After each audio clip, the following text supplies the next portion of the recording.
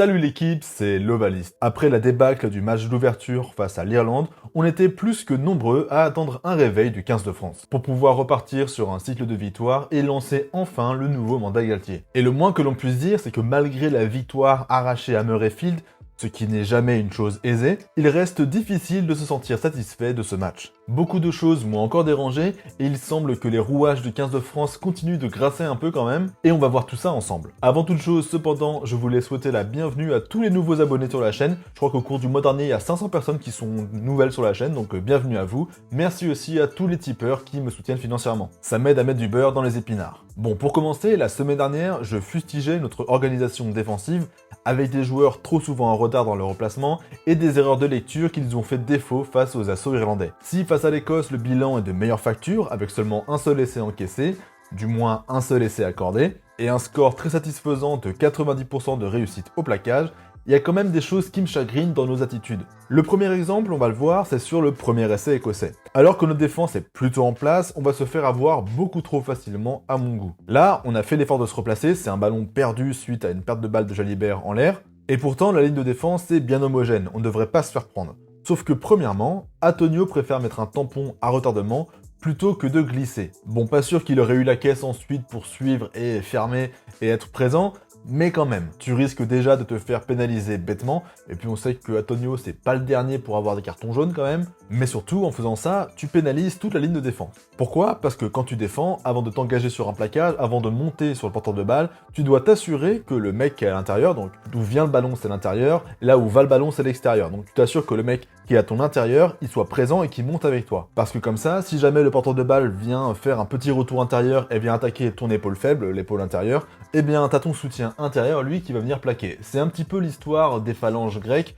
où chacun protège le point faible de l'autre. Sauf que si, comme Antonio, tu viens mettre un tampon à retardement et que le ballon continue de vivre finalement, parce que ça n'a pas du tout arrêté l'attaque, eh bien tu n'assures plus ce rôle de soutien intérieur et la ligne de défense s'en retrouve affaiblie. Bon, là de toute façon, Aldrit se prend les pieds dans le tapis avec ce joli passage en l'heure de Turner, et donc il est en retard pour soutenir Danty, mais vous avez saisi l'idée. Ensuite, deuxièmement, c'est la manière dont on monte qui m'embête. Danty, là, on voit qu'il est un petit peu en retard, il n'est pas monté exactement à la même vitesse que les autres. C'est pas grand chose, hein, mais c'est un mètre précieux durant lequel son vis-à-vis a le temps de le travailler pour le fixer et jouer dans le dos. Ce qui va créer mécaniquement un 3 contre 2 en bout de ligne. Ensuite, on voit que Fickou prend un peu de temps avant de se rendre compte que Jones n'est qu'un leurre et que le ballon a été transmis à Van der Merwe dans son dos. Il doit donc se retourner, changer ses appuis pour défendre, ce qui pousse Louis Bielbiarré dans la panique à venir se resserrer, parce que si Van der Merwe se lance, c'est plutôt pas mal de dégâts en bout de ligne. Mais la théorie aurait voulu qu'il laisse le temps à Fickou de revenir et de défendre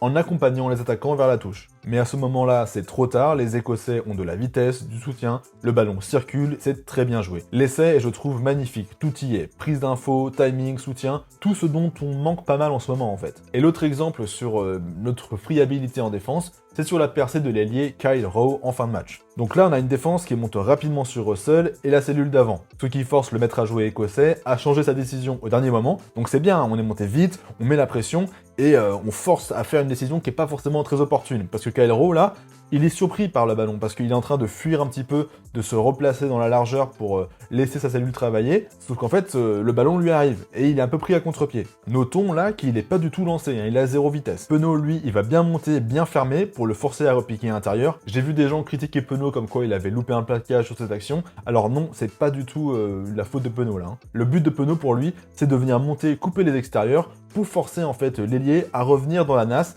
à revenir se faire prendre par la défense française. C'est pas grave si Penaud il plaque pas, le but c'est tout simplement d'enfermer l'attaque adverse. Sauf que regardez comment les bleus sont montés. Cross a un poil trop anticipé et trop avancé dans le camp écossais, ce qui fait qu'en plus il est gêné par les différents joueurs écossais qui ont été lobés. Boudehand et Marchand sont trop proches, et il y a un énorme trou qui est ouvert là. Et en plus, comme je l'ai dit, il y a beaucoup d'Écossais dans la zone, ce qui gêne la visibilité et la circulation de la défense. Tu y ajoutes un petit peu d'attentisme, Moefana là il doit être beaucoup plus attentif, beaucoup plus réactif, il doit pas laisser Kyle Rowe prendre un poil de vitesse, Marchand aussi, là, il se regarde un petit peu tous, là, il aurait dû se le lancer dans ses jambes. Tandis que Boudehans, lui, je sais pas trop ce qu'il fait, il semble déjà anticiper la percée au lieu de venir fermer. Aldeguerri, quant à lui, c'est un pilier, il fait l'effort qu'il peut, mais il est trop court. Bref, c'est la merde, la défense est déchirée. Heureusement, en bout de compte, il y a un bel effort de Jalibert pour provoquer l'en avant, et encore plus un bel effort de Boudehans qui se laisse pas distancer par un ailier. Donc au départ, une situation défensive favorable pour l'équipe de France, qui n'est pas très bien gérée, donc on se fait percer,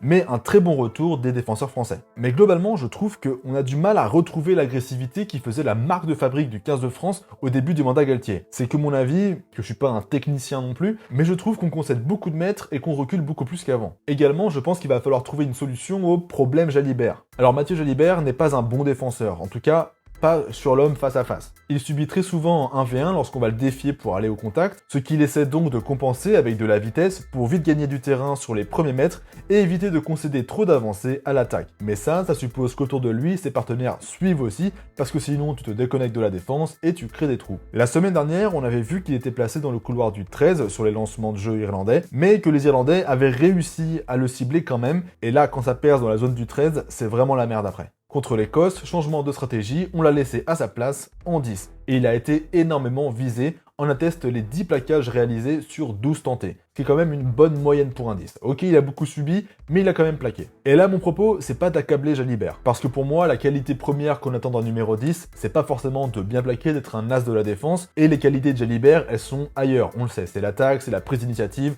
c'est les petits coups de pied par-dessus la défense, bref, c'est pas du tout le plaquage. Donc mon propos, en fait, c'est pour poser la question de savoir comment on s'arrange avec ça? Après tout, les Irlandais, ils ont bien régné sur le rugby mondial pendant 18 mois, avec en 10 Sexton, qui est un demi d'ouverture ultra vulnérable, et qui défendait en position de 10, qui était souvent visé par les gros centres adverses. Mais parce que la ligne de défense irlandaise montait vite, parce qu'il était accompagné d'un troisième ligne, souvent aussi d'Aki et de Ringrose, il était protégé et ne plaquait quasiment jamais tout seul. Moi, je me souviens du match face à l'Afrique du Sud, où vraiment Doris et Aki, ils le protègent tout le temps. Il a quasiment jamais eu à plaquer tout seul. Là, en revanche, plusieurs fois, j'ai vu Jalibert se prendre des avions lancés alors qu'il était encadré par des profils plus plaqueurs autour de lui qui auraient dû être à sa place. Il aurait dû avoir une circulation pour plaquer à sa place ou au moins se resserrer pour absorber un peu le choc, quoi. Mais on va revenir un peu plus tard au match de Jalibert parce qu'il n'a pas fait un super match, disons-le. Parlons maintenant de notre attaque qui m'a plutôt frustré. Alors on a eu plusieurs séquences intéressantes qui nous ont permis de tenir un poil plus le ballon et d'avancer, mais trop de fois encore on s'est retrouvé avec une attaque hyper à plat, avec du manque de soutien dans les rucks, avec des avants qui ok sont en cellule, qui sont bien en place, mais qui regardent un petit peu ce qui se passe, qui sont les mains sur les hanches, tandis que Lucu là, il est dans le regroupement en train de batailler parce que les ballons sont pas propres et que les Écossais font chier. Également, on manque toujours de variation dans notre jeu, avec beaucoup de jeux directs, qui est certes notre point fort, on a des bons gabarits, on a des mecs qui mettent du gaz, etc. Mais ça reste quand même un rugby très énergivore, et on l'a vu, dès qu'on manque de soutien, dès que ça ralentit un peu, c'est tout de suite la galère et on se désorganise. Et plus globalement, j'ai eu l'impression qu'on manquait de cohésion, qu'on n'agissait pas vraiment en équipe, et que les joueurs jouaient souvent solo en voulant absolument relever le ballon pour garder le rythme, quitte à se couper du soutien, quitte à éjecter pour des partenaires qui ne sont pas encore en place, quitte même à faire des énormes en avant. Là, celui-là, entre Baye et Danty, j'ai dû me frotter les yeux, je sais même pas comment est-ce qu'il est passé sous les radars. J'ai vraiment du mal à comprendre où est passé notre jeu d'attaque, qui était plutôt notre force ces dernières saisons, même le jeu qu'on avait durant la Coupe du Monde, on aplatit l'Italie, on est hyper fort en match d'ouverture, on concasse les box pendant 20 minutes en quart de finale.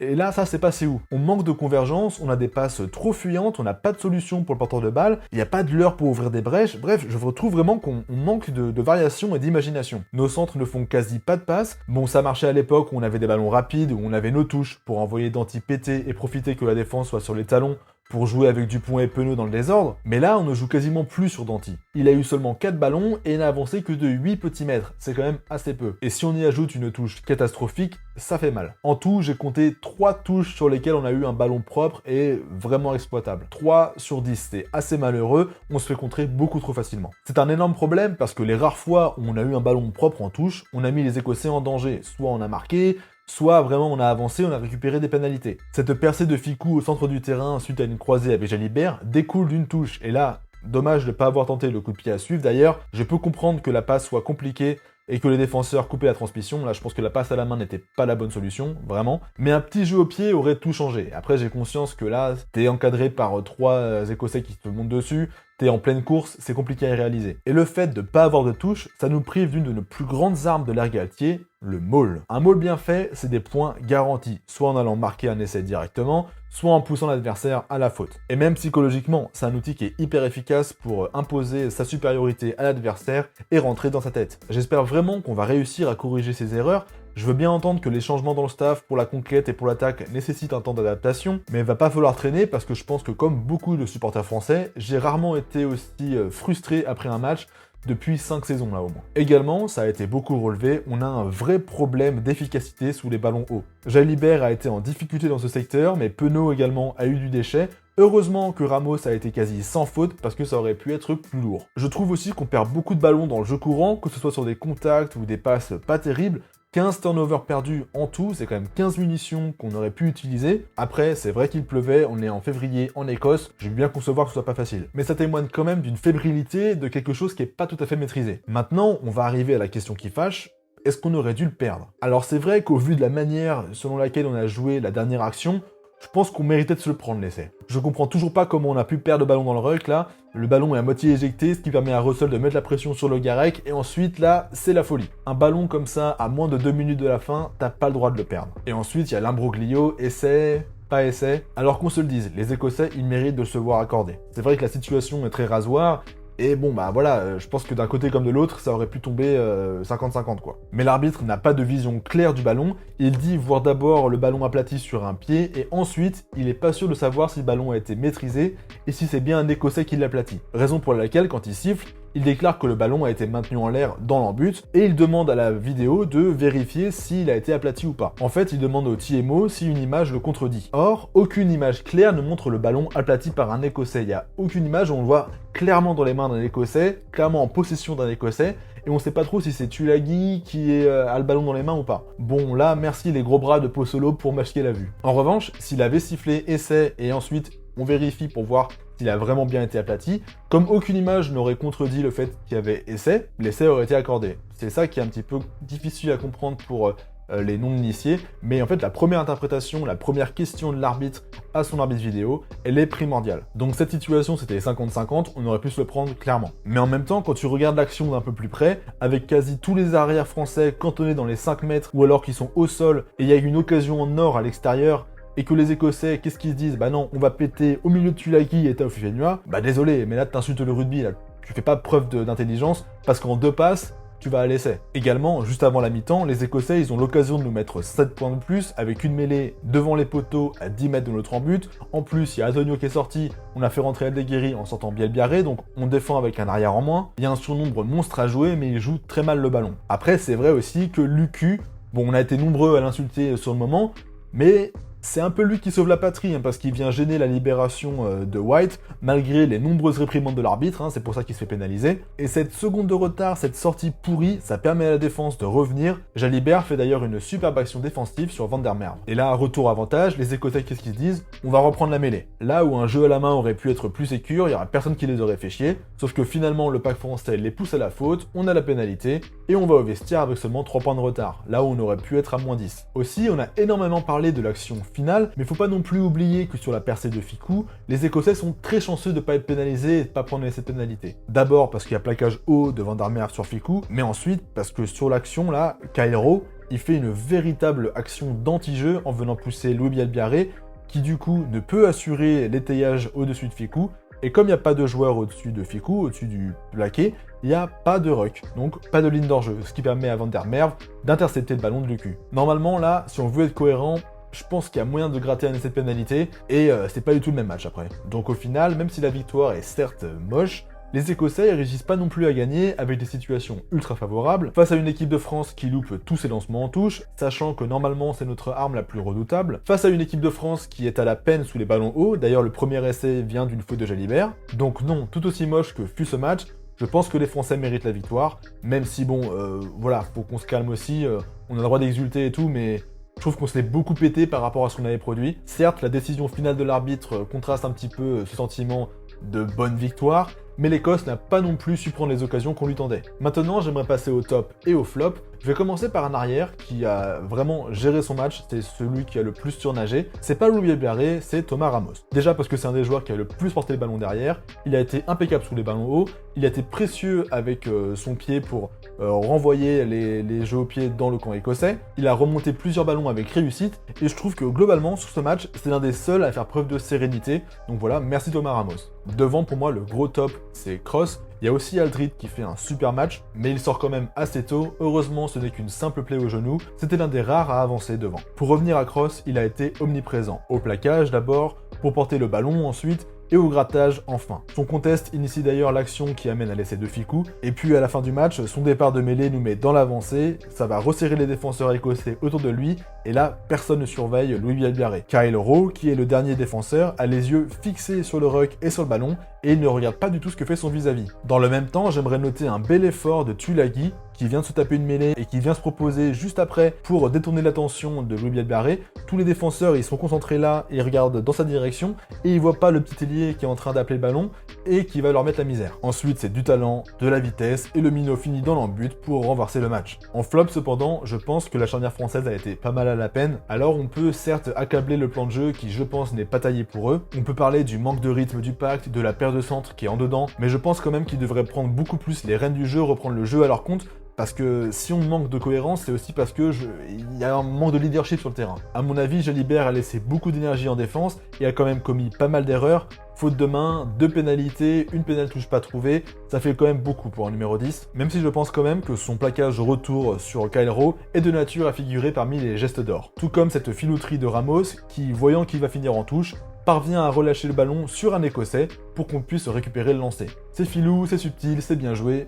GG. Pour la boulette d'or maintenant, oui ok, Jalibert pour sa mauvaise réception, je sais pas trop comment il s'y est pris là, ça lui ressemble pas, mais Russell nous a aussi gratifié de 2 belles actions, d'abord cette gamelle en voulant sauver une pénale touche, et en se prenant les pieds dans un pack de gourdes, mais surtout ce ballon shooté dans les bijoux de famille de Skuman, c'est suite à ce penalty dans les Glaoui qu'on va revenir à une mêlée et que Bielbiarré va marquer. Donc dites-moi dans les commentaires quels sont vos choix et quels joueurs vous aimeriez voir pour l'Italie. Maintenant on va avoir 2 semaines pour préparer la réception des Italiens, ça peut être un match piège, on le dit à chaque fois avec l'Italie en même temps, mais je trouve que les Transalpins pratiquent un très beau rugby, il y a du mouvement, des variations, des solutions portant de balles, et il va quand même falloir se passer d'Aldrit qui je pense ne sera pas remis, ne sera pas cicatrisé jusque là, et on n'a pas vraiment de relève claire pour ce poste. Est-ce qu'on va mettre Olivon, est-ce qu'on va mettre Boudouan, ou est-ce que c'est pas l'occasion de titulariser Roumat pour mettre un petit peu de jeu, un petit peu de manipulation de balles? Dites-moi ce que vous feriez à la place de Galtier. Bref, pour moi, même s'il y a du mieux, cette victoire n'en reste pas moins contrasté. Une victoire à Murrayfield quand même, c'est jamais anodin. J'ai pas encore été rassuré à 100%, mais en vrai je me dis, si on avait ne serait-ce que la moitié de nos touches, peut-être qu'on pourrait voir un petit peu de jeu, un peu de lancement, et enfin une vraie utilité pour Jonathan Danty, qui doit un petit peu se tourner les pouces en ce moment. Je ferai une vidéo compo pour ce choc face aux Transalpins. D'ici là, si la vidéo vous a plu, je vous invite à vous abonner, à lâcher un pouce bleu, à m'écrire un petit commentaire. Moi je vous dis à la prochaine. Bye l'Ovalie.